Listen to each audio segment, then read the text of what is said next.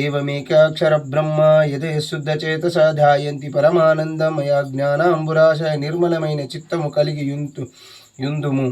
జ్ఞానము మనుషుల జ్ఞానము సమస్తములైన పరమానందమై భరితమైన ఏకాక్షర బ్రహ్మస్వరూపమైన బీజాక్షరని హ్రీం నిరంతరము ధ్యానిస్తూ ఉంటారు. వాంగ్మాయా బ్రహ్మసూస్తష్టాం శత్రం వక్త సమన్వితం సూర్యో వామశ్రోత్రబిందు సంయుక్తాక్షాతృతీయక నారాయణేన సంయుచ్చో వాయుచ్ఛాదరయుక్తత విచ్ఛిన్నవారణ పూర్ణశ్చ మహదానందదాయక. ఈ శ్లోకం అత్యంత శక్తివంతమైనది. నవరణ మంత్రాలు చండి సవర్ణ మంత్రములు సంకేతము రూపములో విస్తరిస్తున్నది. వాక్ ఐం మాయ హ్రీం బ్రహ్మను క్లీం మరియు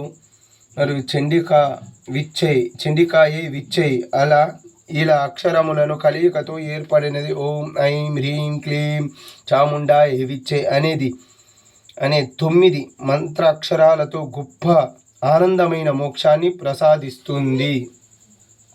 హృత్పుండరీక మధ్యస్థ ప్రాతఃసూర్య సమప్రభదాం పాశాంకుశధరాం సౌమ్యాం వరదాభయాస్తకాం త్రినేత్రాం రక్తవసనాం భక్తకామదుకాం భజే.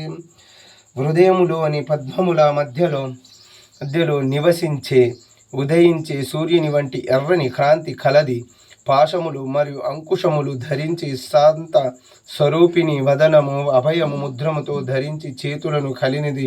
3 కన్నులు కలిగినది. ఎర్రటి వస్త్రములు ధరించి మరియు భక్తుల కోరికలను తీర్చే కామధేనువు వంటి దేవి నిన్ను భజిస్తున్నాను. నమామి త్వాం మహాదేవి మహాభయ వినాశిని మహాదుర్గాని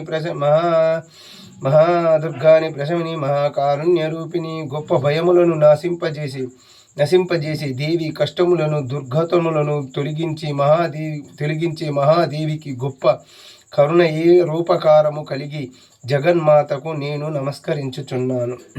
యస్సా స్వరూపం బ్రహ్మానయోనయానంతి